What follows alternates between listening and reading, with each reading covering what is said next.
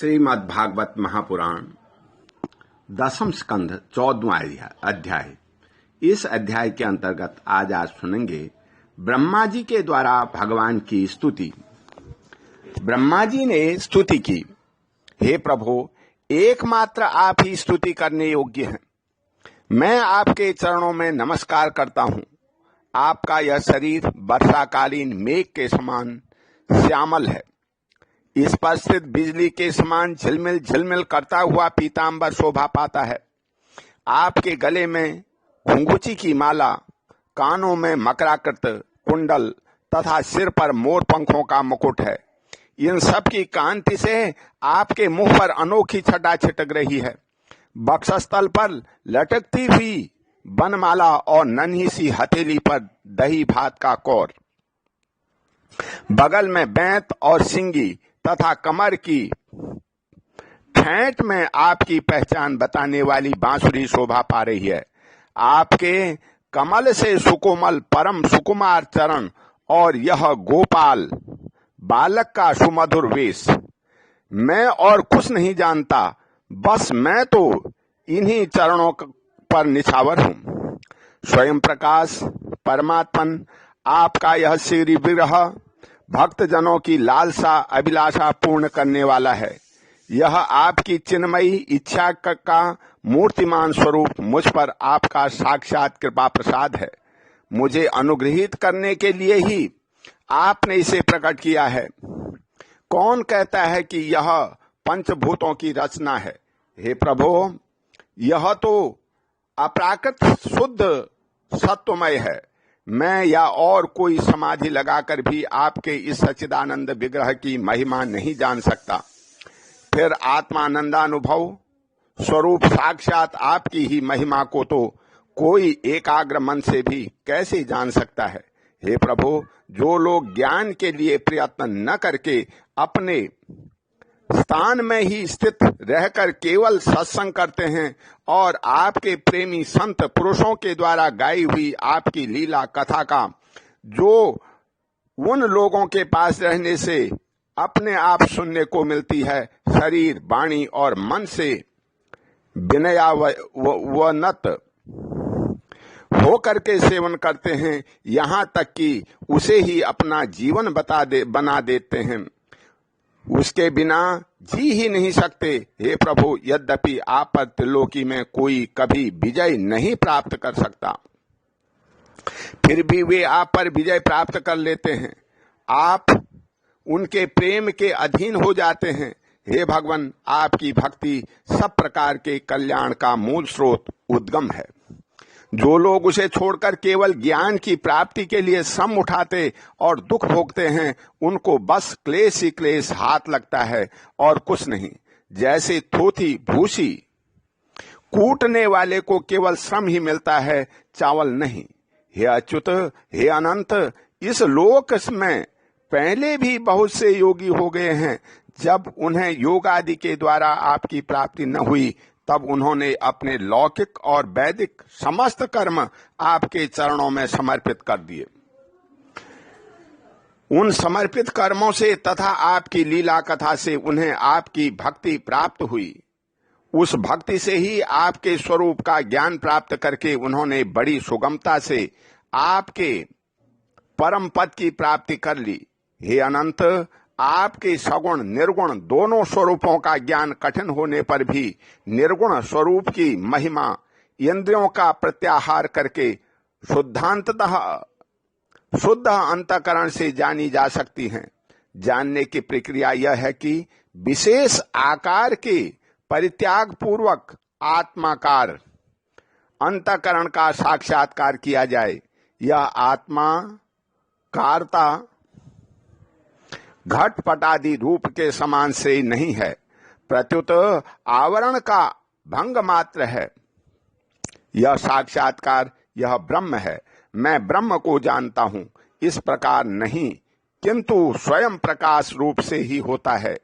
परंतु भगवान, जिन समर्थ पुरुषों ने अनेक जन्मों तक परिश्रम करके पृथ्वी का एक एक परमाणु, आकाश के हिमकण, ओस की बूंदें तथा उसमें चमकने वाले नक्षत्र एवं तारों तक को ज्ञान डाला है, उनमें भी भला ऐसा कौन हो सकता है जो आपके सगुण स्वरूप के अनंत गुणों को गिन सके। हे प्रभु, आप केवल संसार के कल्याण के लिए ही अवतीर्ण हुए हैं। सो हे भगवान, आपकी महिमा का ज्ञान तो बड़ा ही कठिन है।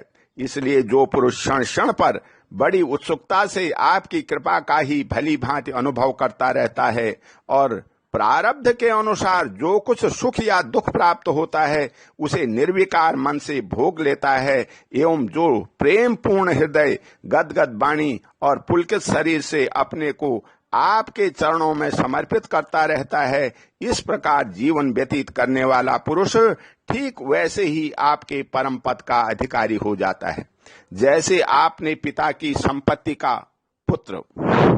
हे प्रभु, मेरी कुटिलता तो देखिए, आप अनंत आदि पुरुष परमात्मा हैं और मेरे जैसे बड़े बड़े मायावी भी आपकी माया के चक्र में हैं। फिर भी मैंने आप पर अपनी माया फैलाकर अपना ऐश्वर्य देखना चाहा। हे प्रभु, मैं आपके सामने हूं या क्या? हूं ही क्या? क्या आपके सामने चिनगारी की भी कुछ गिनती है? हे भगवान, मैं रजोगुण से उत्पन्न हुआ हूं। आपके स्वरूप को मैं ठीक ठीक नहीं जानता, इसी से अपने को आपसे अलग संसार का स्वामी माने बैठा था। मैं अजन्मा जगत करता हूं। इस मायाकृत मोह के घने अंधकार से मैं अंधा हो रहा था। इसलिए आप यह समझकर कि यह मेरे ही अधीन है, मेरा भृत्य है, इस पर कृपा करनी चाहिए, मेरा अपराध क्षमा कीजिए। मेरे स्वामी, प्रकृति, महतत्व, अहंकार, आकाश, वायु, अग्नि, जल और पृथ्वी रूप आवरणों से घिरा हुआ यह ब्रह्मांड ही मेरा शरीर है और आपके एक एक रोम के छिद्र में ऐसे ऐसे अगणित ब्रह्मांड उसी प्रकार उड़ते पड़ते रहते हैं जैसे झरोखों की जाली में से आने वाली सूर्य की किरणों में रज के छोटे छोटे परमाणु उड़ते हुए दिखाई पड़ते हैं। कहाँ अपने परिणाम से 3.5 हाथ के शरीर वाला अत्यंत शुद्र मैं और कहाँ आपकी अनंत महिमा। वृत्तियों की पकड़ में न आने वाला हे परमात्मन, जब बच्चा माता के पेट में रहता है तब अज्ञान बस अपने हाथ पैर पीटता है, परंतु क्या माता उसे अपराध समझती है या उसके लिए वह कोई अपराध होता है और नहीं है। इन शब्दों से कहीं जाने वाली कोई भी वस्तु ऐसी है क्या जो आपकी कोख के भीतर न हो। श्रुतियां कहती हैं कि जिस समय तीनों लोग प्रलयकालीन जल में लीन थे, उस समय उस जल में स्थित श्री नारायण के नाभि कमल में ब्रह्मा जी का जन्म हुआ। उनका यह कहना किसी प्रकार असत्य नहीं हो सकता। तब आप ही बतलाइए, हे प्रभु, क्या मैं आपका पुत्र नहीं हूं? हे प्रभु, आप समस्त जीवों के आत्मा हैं, इसलिए आप नारायण, नार, जीव और अयन आश्रय हैं। आप समस्त जगत के और जीवों के अधीश्वर हैं, इसलिए आप नारायण, नार, जीव और अयन प्रवर्तक हैं। आप समस्त लोकों के साक्षी हैं, इसलिए भी नारायण हैं। नर से उत्पन्न होने वाले जल में निवास करने के कारण जिन्हें नारायण कहा जाता है वे ही आपके एक अंश ही हैं। यह अंश रूप से दिखना भी सत्य नहीं है, आपकी माया ही है। हे भगवान, यदि आपका वह विराट स्वरूप सचमुच उस समय जल में ही था तो मैंने उसी समय उसे क्यों नहीं देखा, जबकि मैं कमल नाल के मार्ग से उसे 100 वर्ष तक जल में ढूंढता रहा।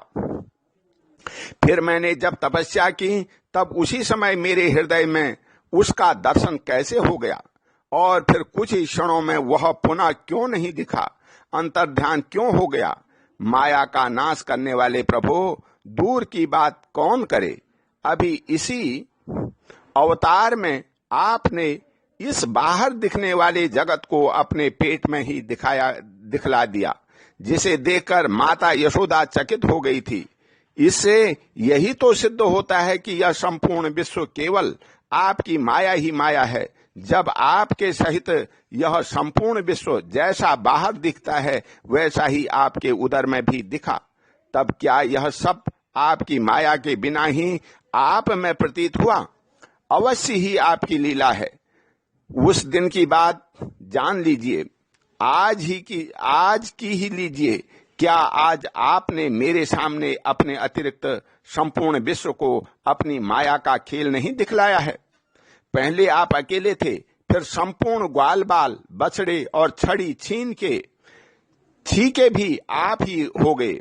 इसके बाद मैंने देखा कि आपके वे सब रूप चतुर्भुज हैं और मेरे सहित सबके सब तत्व उसकी सेवा कर रहे हैं। आपने अलग अलग उतने ही ब्रह्मांडों का रूप भी धारण कर लिया था, परंतु अब आप केवल अपरिमित अद्वितीय ब्रह्म रूप से ही शेष रह गए हैं। जो लोग अज्ञान बस आपके स्वरूप को नहीं जानते, उन्हीं को आप प्रकृति में स्थित जीव के रूप में प्रतीत होते हैं और उन पर आपकी माया का पर्दा डालकर सृष्टि के समय मेरे ब्रह्मा रूप से, पालन के समय अपने विष्णु रूप से और संहार के समय रुद्र के रूप में प्रतीत होते हैं। हे प्रभु, आप सारे जगत के स्वामी और विधाता हैं। अजन्मा होने पर भी आप देवता, ऋषि, मनुष्य, पशु, पक्षी और जलचर आदि योनियों में अवतार ग्रहण करते हैं, इसलिए कि इन रूपों के द्वारा दुष्ट पुरुषों का घमंड तोड़ दें और सत्पुरुषों पर अनुग्रह करें। हे भगवान, आप अनंत परमात्मा और योगेश्वर हैं। जिस समय आप अपनी योग माया का विस्तार करके लीला करने लगते हैं, उस समय त्रिलोकी में ऐसा कौन है जो यह जान सके कि आपकी लीला कहाँ, किस लिए, कब और कितनी होती है। इसलिए यह संपूर्ण जगत स्वप्न के समान असत्य, अज्ञान रूप दुख पर दुख देने वाला है। आप परमानंद, परम ज्ञान स्वरूप एवं अनंत हैं। यह माया से उत्पन्न एवं विलीन होने पर भी आप में आपकी सत्ता से सत्य के समान प्रतीत होता है। हे प्रभु, आप ही एकमात्र सत्य हैं, क्योंकि आप सबके आत्मा जो हैं। आप परम पुरुष होने के कारण समस्त जन्मादि विकारों से रहित हैं। आप स्वयं प्रकाश हैं, इसलिए देश, काल और वस्तु जो पर प्रकाश है, किसी प्रकार आपको सीमित नहीं कर सकते। आप उनके भी आदि प्रकाशक हैं। आप अविनाशी होने के कारण नित्य हैं। आपका आनंद अखंडित है। आप में न तो किसी प्रकार का मल है और न अभाव। आप पूर्ण एक हैं। समस्त उपाधियों से मुक्त होने के कारण आप अमृत स्वरूप हैं। आपका यह ऐसा स्वरूप समस्त जीवों का ही अपना स्वरूप है, जो गुरु रूप सूर्य के तत्व ज्ञान रूप दिव्य दृष्टि प्राप्त करके उससे आपको अपने स्वरूप के रूप में साक्षात्कार कर लेते हैं। वे इस झूठे संसार सागर को मानो पार कर जाते हैं। संसार सागर के झूठा होने के कारण इसमें पार जाना भी अविचार दिशा की दृष्टि से ही है। जो पुरुष परमात्मा को आत्मा के रूप में नहीं जानते, उन्हें उस अज्ञान के कारण ही इस नाम रूपात्मक निखिल प्रपंच की उत्पत्ति का भ्रम हो जाता है, किंतु ज्ञान होते ही इसका आत्यंतिक प्रलय हो जाता है और रस्सी के भ्रम के कारण ही सांप की प्रतीति होती है और भ्रम के निवृत्त होते ही उसकी निवृत्ति हो जाती है। संसार संबंधी बंधन और उससे मोक्ष, ये दोनों ही नाम अज्ञान से कल्पित हैं। वास्तव में ये अज्ञान के ही दो नाम हैं। ये सत्य और ज्ञान स्वरूप परमात्मा के भिन्न अस्तित्व नहीं रखते।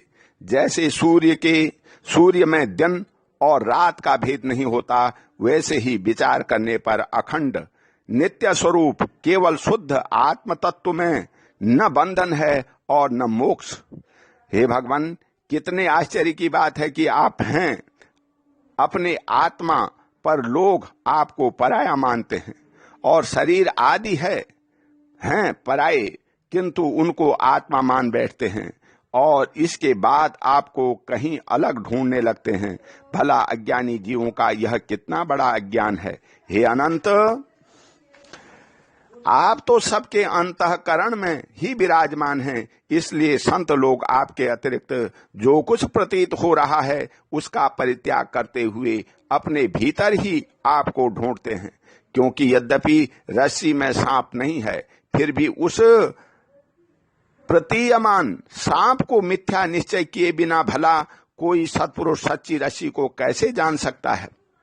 अपने भक्त जनों के हृदय में स्वयं स्फुरित होने वाले भगवान आपके ज्ञान का स्वरूप और महिमा ऐसी ही है, उससे अज्ञान कल्पित जगत का नाश हो जाता है। फिर भी जो पुरुष आपके युगल चरण कमलों का तनिक सा भी कृपा प्रसाद प्राप्त कर लेता है, उससे अनुग्रहित हो जाता है, वही आपकी सच्चिदानंदमयी महिमा का तत्व ज्ञान जान सकता है। दूसरा कोई भी ज्ञान वैराग्य आदि साधन रूप अपने प्रयत्न से बहुत काल तक कितना भी अनुसंधान करता रहे, वह आपकी महिमा का यथार्थ ज्ञान नहीं प्राप्त कर सकता। इसलिए हे भगवान, मुझे इस जन्म में, दूसरे जन्म में अथवा किसी पशु पक्षी आदि के जन्म में भी ऐसा सौभाग्य प्राप्त हो कि मैं आपके दासों में भी कोई एक दास हो जाऊं और फिर आपके चरण कमलों की सेवा करूं। हे मेरे स्वामी, जगत के बड़े बड़े यज्ञ सृष्टि के प्रारंभ से लेकर के अब तक आपको पूर्णतः तृप्त न कर सके, परंतु आपने ब्रज की गायों और ग्वालिनों के बछड़े एवं बालक बनकर के उनके स्तनों का अमृत सा दूध बड़े उमंग से पिया है। वास्तव में उन्हीं का जीवन सफल है, वे ही अत्यंत धन्य हैं। अहो नंद आदि ब्रजवासी गोपों के धन्य भाग्य हैं। वास्तव में उनका अहो भाग्य है, क्योंकि परमानंद स्वरूप सनातन परिपूर्ण ब्रह्म आप उनके अपने सगे संबंधी और सुहृद हैं। हे अच्युत, इन ब्रजवासियों के सौभाग्य की महिमा तो अलग रही। मन आदि 11 इंद्रियों के अधिष्ठात्र देवता के रूप में रहने वाले महादेव आदि हम लोग बड़े ही भाग्यवान हैं, क्योंकि इन ब्रजवासियों की मन आदि 11 इंद्रियों को प्याले बना करके हम आपके चरण कमलों का अमृत से भी मीठा, मदिरा से भी मादक मधुर मकरंद रस पान करते रहते हैं। जब उसका एक एक इंद्रिय से पान करके हम धन्य धन्य हो रहे हैं, तब समस्त इंद्रियों से उसका सेवन करने वाले ब्रजवासियों की तो बात ही क्या है। हे प्रभु, इस ब्रज भूमि के किसी वन में और विशेष करके गोकुल में किसी भी योनि में जन्म हो जाए, यही हमारे लिए बड़े सौभाग्य की बात होगी, क्योंकि यहाँ जन्म हो जाने पर आपके किसी न किसी प्रेमी के चरणों की धूली अपने ऊपर पड़ ही जाएगी। हे प्रभु, आपके प्रेमी ब्रजवासियों का संपूर्ण जीवन आपका ही जीवन है। आप ही इसके जीवन के एकमात्र सर्वज्ञ हैं। इसलिए उनके चरणों की धूली मिलना आपके ही चरणों की धूली मिलना है, और आपके चरणों की धूली को तो श्रुतियां भी अनादिकाल से अब तक ढूंढ ही रही हैं। देवताओं के भी आराध्य देव प्रभु, इन ब्रजवासियों को अपनी सेवा के बदले में आप क्या फल देंगे? संपूर्ण फलों के फल स्वरूप आपसे बढ़कर और कोई फल तो है ही नहीं। यह सोचकर मेरा चित्त मोहित हो रहा है। आप इन्हें अपना स्वरूप भी दे करके उऋण नहीं हो सकते, क्योंकि आपके स्वरूप को तो इस पूतना ने भी अपने संबंधियों अघासुर पर आदि के साथ प्राप्त कर लिया, जिसका केवल वेश ही साध्वी स्त्री का सा था, पर जो हृदय से महान क्रूर थी। फिर उन्होंने अपने घर, धन, स्वजन, प्रिय, शरीर, पुत्र, प्राण और मन सब कुछ आपके ही चरणों में समर्पित कर दिया है। जिनका सब कुछ आपके ही लिए है, इन ब्रजवासियों को भी वही फल देकर आप कैसे उऋण हो सकते हैं? सच्चिदानंद स्वरूप श्याम सुंदर तभी तक राग द्वेष आदि दोष चोरों के समान सर्वस्व अपहरण करते रहते हैं, तभी तक घर और उसके संबंधी कैद की तरह संबंध के बंधनों में बांधे रखते हैं, और तभी तक मोह पैर की बेड़ियों की तरह जकड़े रहता है, जब तक जीव आपका नहीं हो जाता।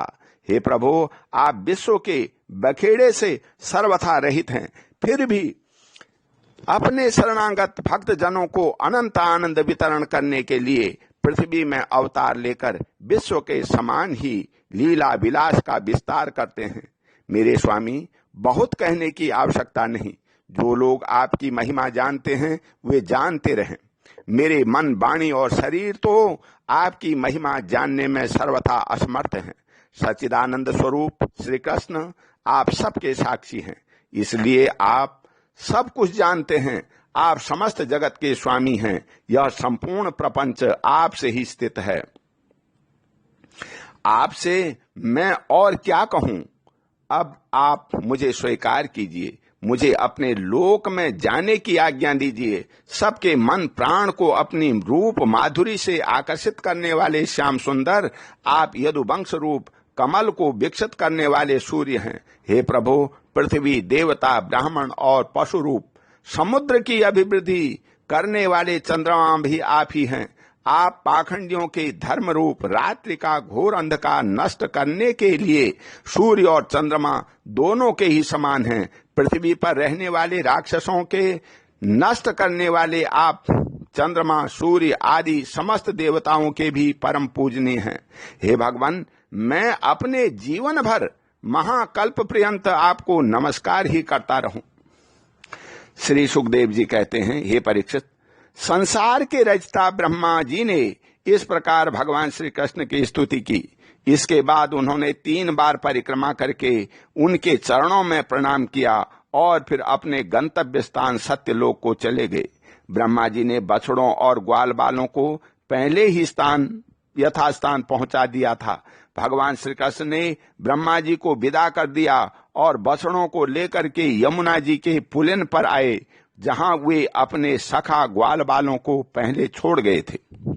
हे परीक्षित, अपने जीवन सर्वस्व प्राण वल्लभ श्री कृष्ण के वियोग में यद्यपि 1 वर्ष बीत गया था, तथापि उन ग्वाल बालों को यह समय आधे क्षण के समान जान पड़ा। क्यों न हो वे भगवान की विश्व मोहिनी योग माया से मोहित हो रहे हैं। जगत के सभी जीव उसी माया से मोहित होकर के शास्त्र और आचार्यों के बार बार समझाने पर भी अपने आत्मा को निरंतर भूले हुए हैं। वास्तव में उस माया की ऐसी ही शक्ति है, भला उससे मोहित होकर के जीव यहाँ क्या क्या नहीं भूल पा जाते हैं। हे परीक्षित, भगवान श्री कृष्ण को देखते ही ग्वाल बालों ने बड़ी उतावली से कहा, भाई तुम भले आए, स्वागत है स्वागत। अभी तो हमने तुम्हारे बिना 1 कौर भी नहीं खाया है। आओ, इधर आओ, आनंद से भोजन करो। तब हंसते हुए भगवान ने ग्वाल बालों के साथ भोजन किया और उन्हें अघासुर के शरीर का ढांचा दिखाते हुए वन से ब्रज में लौट आए। श्री कृष्ण के सिर पर मोर पंख का मनोहर मुकुट और घुंघराले बालों में सुंदर सुंदर महकते हुए पुष्प गुथे हुए थे। नई नई रंगीन धातुओं से श्याम शरीर पर चित्रकारी की हुई थी। वे चलते समय रास्ते में उच्च स्वर से कभी बांसुरी, कभी पत्ते और कभी सिंगी बजा करके वाद्योत्सव में मग्न हो रहे थे। पीछे पीछे ग्वाल बाल उनकी लोक पावन कीर्ति का गान करते जा रहे हैं। कभी वे नाम ले लेकर अपने बछड़ों को पुकारते तो कभी उनके साथ लाड़ लड़ाने लगते। मार्ग के दोनों ओर गोपियां खड़ी हैं।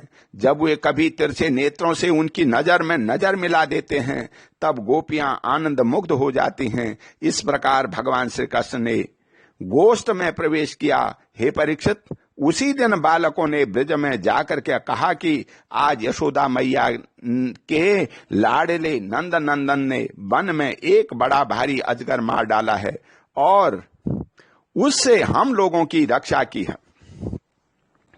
राजा परीक्षित ने कहा, हे ब्राह्मण, ब्रजवासियों के लिए श्री कृष्ण अपने पुत्र नहीं थे, दूसरे के पुत्र थे। फिर उनका श्री कृष्ण के प्रति इतना प्रेम कैसे हुआ? ऐसा प्रेम तो उनका अपने बालकों पर भी पहले कभी नहीं हुआ था। आप कृपा करके बतलाइए, इसका क्या कारण है? श्री सुखदेव जी कहते हैं, हे राजन, संसार के सभी प्राणी अपने आत्मा से ही सबसे बढ़कर के प्रेम करते हैं। पुत्र से, धन से, या और किसी से जो प्रेम होता है वह तो इसलिए कि वे वस्तुएं अपने आत्मा को प्रिय लगती हैं। हे राजेंद्र, यही कारण है कि सभी प्राणियों का अपने आत्मा के प्रति जैसा प्रेम होता है वैसा अपने कहलाने वाले पुत्र, धन और गृह आदि में नहीं होता।